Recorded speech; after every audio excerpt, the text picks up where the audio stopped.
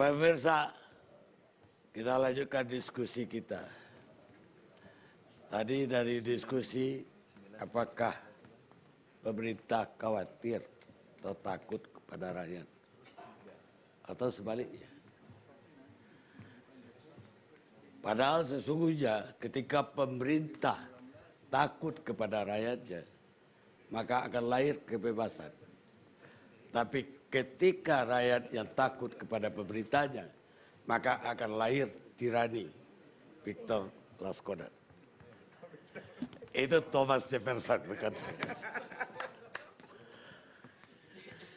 Baik, yang pertama sebagai Ketua Fraksi Partai Nasdem DPR RI, saya menyampaikan terima kasih kepada Bang Kari dan ILC karena telah membantu tugas DPR dalam rangka melakukan sosialisasi undang-undang KUHP ini, rancangan undang-undang KUHP, yang mana memenuhi asas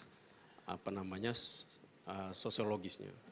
Ini baru babak pertama, satu pasal, masih 700 babak lagi. Baik Bang Kari, yang kedua, kalau kita membaca dan mempelajari seluruh negara-negara yang pergunakan pasal-pasal seperti ini, banyak yang telah mencabut, banyak juga yang mempertahankan.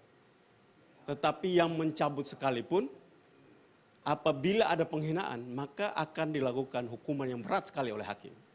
Kenapa itu dicabut? Karena pemahaman warga bangsa negara-negara tersebut memahami dengan benar bahwa dignity, kehormatan, martabat, nasionalisme, dan patriotisme negara itu dijaga dengan luar biasa. Karena itu dipandang tidak perlu lagi pasal ini secara khusus dibuat dalam sebuah undang-undang. Nah, untuk Indonesia, pertanyaan kita, sebuah negara yang dianggap mempunyai nilai nasionalisme adalah begitu bertanya, apa yang sangat luar biasa prestasi negara ini? Tidak boleh second langsung dijawab oleh seluruh warga bangsa ini. Jangan pernah berpikir, langsung refleks jawab, ini keberhasilan kami, ini, 2, 3, 4, 5, 6. Nah, saya berpikir bukan berarti bahwa kita lagi dalam posisi untuk tidak merasa percaya diri terhadap bangsa ini. Tapi kalau kita tanya tentang Indonesia, apa prestasi yang dimiliki oleh bangsa ini? Pasti kita pikir, apa ya? Bola, nggak mungkin. Orang posisinya lagi ribut. Mana lagi bulu tangkis? Ya kadang-kadang kalah, kadang-kadang menang. Apalagi yang kita banggakan? Karena itu sangat fatal. Khusus untuk berbangsa dan bernegara. Pasal ini dibuat khusus dalam undang-undang bukan untuk melindungi seorang apakah dia buat presiden. Untuk melindungi martabat bangsa ini, dignity bangsa. Itu yang dilindungi. Yang harusnya juga pasal itu sebagai historis juga dibaca untuk juga melindungi warga bangsa yang ingin memberikan protes, kritik terhadap kepala negaranya, kritik terhadap pemerintahnya. Nah, dua ini dalam perjalanan sosialisasi undang-undang ini kita akan mendapatkan secara baik. Apa yang harus kita rumuskan agar jangan sampai ke depan warga negara yang melakukan protes terhadap pemimpinnya malah dia dihukum. Dibuat secara dengan benar. Tetapi juga diproteksi agar ada kebanggaan sebagai anak bangsa melihat pemimpinnya itu tidak gampang dibully. Kita juga harus belajar untuk memperlihatkan kepada bangsa-bangsa lain bahwa bangsa ini bangsa yang luar biasa. Bangsa yang percaya bahwa pemimpinnya tokoh yang luar biasa. Kita lihat Rusia, di saat kehilangan dia menjadi Uni Soviet. Pasti bangsa-bangsa lain menyatakan bahwa ini habis. Tapi hari ini tumbuh seorang Putin, begitu luar biasa mempersatukan Rusia sebagai federasi Rusia hari ini. Dan Rusia dihitung luar biasa pada saat peta perpolitikan internasional. Nah, Indonesia ini kan bangsa besar. Negara dengan 4 penduduk terbesar di dunia. Kalau kita sudah mulai untuk berpikir, biarin aja memang kita duduk di sana, presiden itu duduk untuk dihina-hina, dibilangin monyet boleh, dibilang kampret boleh, mau dibilang kebo boleh, sebenarnya khusus untuk kita punya kepala negara dia juga nggak pusing. Mulai dari SBY, Jokowi, ini juga cuek aja dia. Ini bukan masalah tentang apakah presidennya malu atau lagi dalam posisi dipermalukan. Yang malu itu anak bangsanya yang malu. Orang dari luar menonton, gila tuh presiden dikerjain suka-suka, memang nggak pantas dia jadi presiden di situ. Inilah yang sebenarnya terganggu hati nurani kita.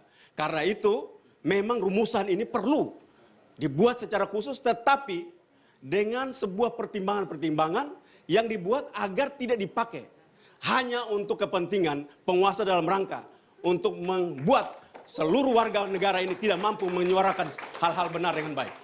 Itulah semangatnya. Nah, kalau semangat seperti ini sudah tidak ada, lalu kita tidak lagi meletakkan kehormatan, dignity bangsa ini menjadi satu bentuk yang harus kita hormati, kita jaga. Kemana kita mau pergi? Kemana bangsa ini mau jalan? Tidak ada kehormatan apa. Satu dan yang lain saya sepakat dengan Ibu Ratna Sarumpait bahwa ini kita harus duduk untuk berpikir agar berpikir tentang bangsa. Tidak boleh ribut lagi. Tetapi tentunya harus ada panduan. Harus ada panduan untuk itu. Normanya diatur dengan baik agar setiap orang yang duduk di situ melambangkan kehormatan dan dignity bangsa ini.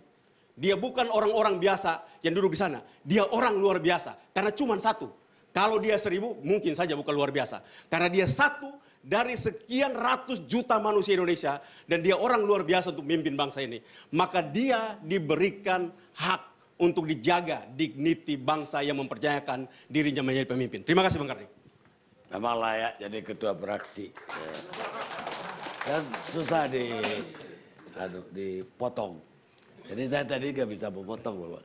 Bukan kasih istimewa loh. Sebetulnya pemerintah itu tidak perlu khawatir kepada rakyatnya.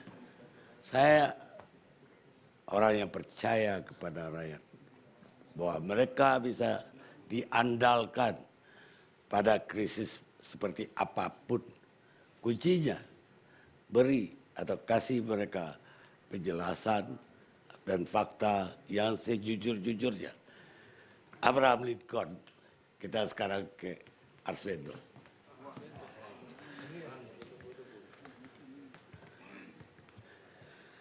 Punya pendapat gak ada? Oh, pendapat. Kalau nggak keluar aja. Pertanyaan gini, nggak, kalau pendapat saya nggak punya, karena gini, tadi dengerin yang perlu RUU, ya saya setuju juga.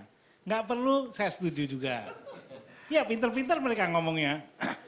Nah, kalau bingung gini, saya kembali kepada diri saya sendiri. Nggak usah Anda kan juga pernah dipenjarakan gara-gara menghina, makanya kita, maka Anda Tapi diundang. bukan menghina presiden dan pasalnya nggak ada menghina nabi gitu, nggak ada. Pasalnya di situ bunyinya, menimbulkan kebencian, menimbulkan permusuhan, itu artinya nggak usah disebut itu juga bisa. Presiden itu nggak usah disebut, Pak pakai pasal lain juga bisa, intinya di situ. Tapi gini dah, coba dengerin dulu. Enggak, judulnya kan bagus. Apakah presiden boleh dihina misalnya gitu. Ya kan sama saja. Judul yang sama ini bisa, apakah dengan demikian presiden boleh menghina ganti, ayo. Loh, pernah terjadi zamannya Gus Dur kan gitu. Dianggap menghina DPR. Yang disamakan taman kanak-kanak. Yang terhina bukan hanya DPR-nya, merasa direndahkan. Anak-anak TK-nya juga merasa direndahkan. Loh iya dong, emang anak-anak TK serendah itu derajatnya, loh misalnya. Ini dari segi hina menghina aja udah repot. Jangan ketawa terus menerus dong, ini acaranya serius banget. Lucu ini. Itu satu. Yang kedua kita ngambillah kembali, ya agak lama lah. Di Amangkurat II itu ada raja. Kebetulan atau tidak dia ini kencet, kakinya pincang. Ini tiba-tiba karena kakinya pincang, dia curiga semua laki-laki akan naksir bininya. Dan itu nggak ada delik aduannya, dia tebasin semua musuh-musuhnya. Dia cerain bininya ini, ngambil lagi adiknya bininya ini dikawin. Betapa ruwetnya kalau penguasa itu semacam ini. Intinya, yang penting intinya, meskipun saya tahu sejarah itu kan rada penting-penting juga. Nah, saya mau kembalikan, ginilah, tadi dibilang intelektual pertemuan kita, nggak terlalu intelektual juga lah, pas-pasan juga. Siapa? Cuman kalau kita bertemu dari sore sampai sekarang, adalah yang bisa kita bawa pulang. Percumalah, hebat-hebat tapi nggak bawa pulang gini. Kenapa sih selalu pasal penghinaan ini jadi masalah? Kenapa kita nggak mencoba kehinaan aja lah? Kita menghina diri kita sendiri kan bisa. Saya sebagai pengacara, misalnya saja, ini hanya misal, kenapa saya hanya membela orang-orang yang kaya? Nah itu kan menghina diri sendiri. Karena kalau saya hanya membela orang-orang yang kaya, ngapain? Boleh tepuk tangan, boleh kok, nggak apa-apa. Misalnya saja kehinaan itu tadi. Saya anggota DPR kok isi sendiri. Saya isinya banyak di sini, tapi saya nggak berani ngomongin semuanya. Isi apa? Isi ini misalnya, kenapa kita menelantarkan keluarga karena korupsi? Nah, itu kan menghina diri sendiri kan baik, supaya kita tidak cari musuh aja. Misalnya, apa nih? Sebagai pedagang yang dapat subsidi dari pemerintah, kok malah menaikkan harga daging sapi, misalnya aja loh. Kan bisa. Nggak dagang, bukan babe. Bukan babe nih yang diomongin, bukan babe. Oh ya, jangan sapi, bukan. Enggak ngomongin babe ini. Enggak, hawanya itu kan kita mau soal penghinaan. Orang lain agresif, kita ini jadi dinamis tapi nyari musuh. Udah kita refleksi, ini saatnya kita refleksi. Boleh kita mengkritik atau apa, tinggi ya. Paling apa sih kalau tadi saya ngasih contoh Amangkurat II tadi. Raja yang belum terlalu lama, 1700 kan belum terlalu lama. Physically. Penghinaan itu kalau menyangkut physically, itu namanya penghinaan. Itu salah satu masukan unsur yang kita tinggal duduk bersama, sama juga di mana-mana. Kita duduk bersama dirumuskan, kemudian jadi kesepakatan selesai. Dan saya kira cukup sekian aja Dik Karni, supaya enggak. Ya nanti ada tepuk tangan lagi kan nggak enak, ini jamnya udah bukan jam tepuk tangan. Anda mengerti nggak apa yang Anda ngomongin? Lah kalau saya ngerti kan ya udah duduk di DPR dari kemarin. Saya takutnya Anda nggak ngerti apa ya. Karena kita nggak ngerti apa yang ngomongin. Henry. Terima kasih Bang Karni. Selamat malam, Assalamualaikum warahmatullahi wabarakatuh. Sebenarnya persoalan penghinaan ini tidak hanya terjadi pada ketika kita membahas tentang penghinaan pada Mungkin saya presiden. perlu menjelaskan Henry ini staf ahli sekarang. Menkominfo. Menkominfo, beliau ini arsitek dari Undang-Undang ITE. Yang saya juga tantang juga karena tidak ada kepentingan umum disebutkan di pasal penghinaannya. Supaya publik tahu, audien. Ya, jadi penghinaan itu juga menjadi kontroversi ketika dia ada di Undang-Undang ITE. Tadi karena disebut di situ. Bukan hanya ketika sedang kita membahas mengenai penghinaan pada presiden.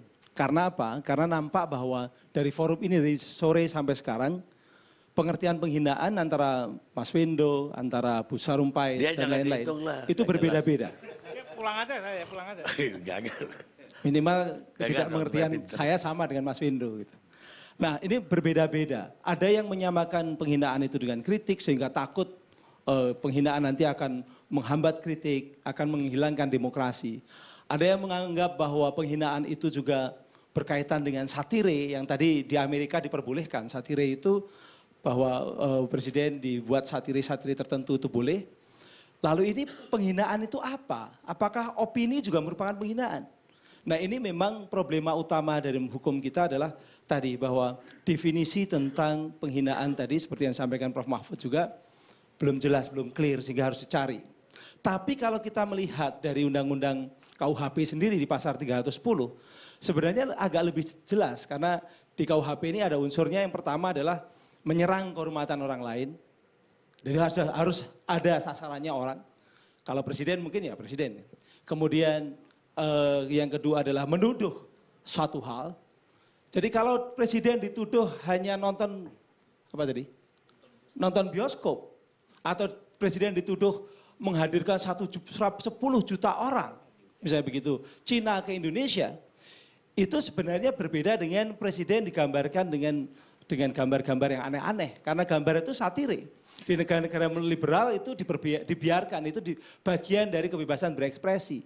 Tapi menuduh dengan suatu tuduhan palsu, menuduh yang tidak memiliki fakta yang benar, jadi memalsukan fakta karena ada malicious intent, ada kesengajaan, itu sebenarnya adalah bagian dari kalau di KUHP tadi. Nah, cuma yang tidak jelas itu tadi, yang menyerang kehormatan itu seperti apa, dignity itu seperti apa, itu yang mungkin perlu dirumuskan lebih jelas. Bang Karni, satu lagi yang ingin saya sampaikan, kalau Bang Karni selalu mengatakan undang-undang ITE tidak ada untuk kepentingan umum. Sebenarnya ketika disebutkan barang siapa tanpa hak, jadi barang siapa dengan sengaja tanpa hak.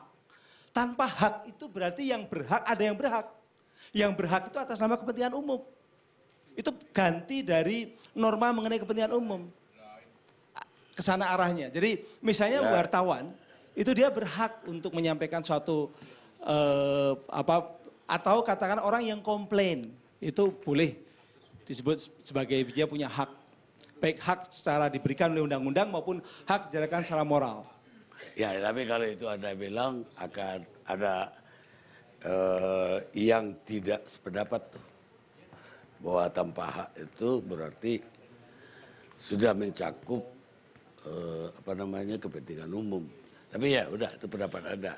Anda berpendapat. Nah, yang jadi masalah adalah sebenarnya kalau dibelajar dari undang-undang ITE dan kemudian juga mungkin untuk undang-undang yang berkaitan dengan penghinaan, pasal penghinaan presiden adalah besarnya sanksi hukum.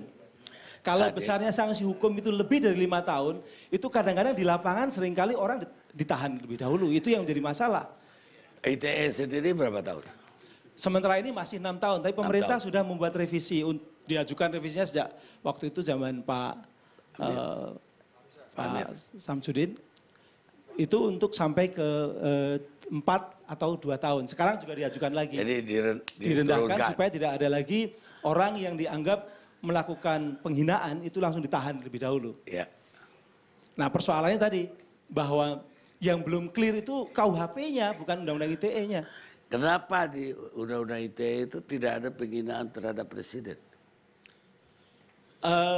Ini berlaku umum ketika disebutkan di pasal 27 ayat 3 itu. Termasuk semua berlaku umum, artinya ya kita semua termasuk presiden. Memang karena tadi bahwa ada kita tahu bahwa MK telah membatalkan pasal 134, lalu kemudian undang-undang itu pun juga tidak kesana. Jadi menyesuaikan dengan apa yang sudah terjadi dengan keputusan MK. Undang-undang ITE itu kan sebenarnya begini, ini yang banyak teman-teman mungkin agak kurang perhatian dalam artian memahaminya. Kurang sosialisasi waktu itu. Undang-undang ITE itu tidak membuat norma baru dalam persoalan pidananya. Tidak membuat norma baru. Norma barunya adalah yang dalam kaitan teknologi, yaitu barang siapa dengan sengaja tanpa hak mendistribusikan, mentransmisikan, atau bisa diaksesnya, itu norma baru dalam konteks teknologi. Tapi pengertian apa itu penghinaan, pengertian apa itu pencemaran nama baik, itu dikembalikan kepada undang-undang yang lain, yaitu undang-undang yang berlaku. Jadi undang-undang ITE sama sekali tidak membuat norma baru, tapi dia mengekstensifikasi. Kenapa? Ini sedikit, jadi kehidupan kita di masa datang, kehidupan anak cucu kita itu lebih banyak di dunia cyber. 90% kehidupan kita waktunya dihabiskan di dunia cyber. Oleh karenanya lalu norma-norma yang ada di dunia real, dunia fisik itu diberlakukan di dunia cyber. Oke, jadi hanya dipindah tempat dan dengan infrastrukturnya cyber. Termasuk cyber. Kenapa harus hukumannya lebih tinggi kalau begitu? Kenapa nggak sama dengan yang KUHP biasa? Waktu itu pertimbangannya adalah bahwa yang namanya di dunia cyber itu sesuatu kalau melakukan penghinaan ataupun pencemaran nama baik, dia bisa tanpa batas. Dia melakukan di Indonesia bisa sampai ke seluruh dunia, kalau misalnya menggunakan bahasa yang dipahami ya. Kemudian juga waktunya bisa berulang-ulang, karena bisa di-forward, di-share, kalau istilah komunikasi sekarang namanya mass self-communication. Jadi komunikasi itu massal, tapi melalui orang per orang. Jadi waktunya bisa panjang. Kalau tertulis juga bisa difotokopi. Kita rehat dulu.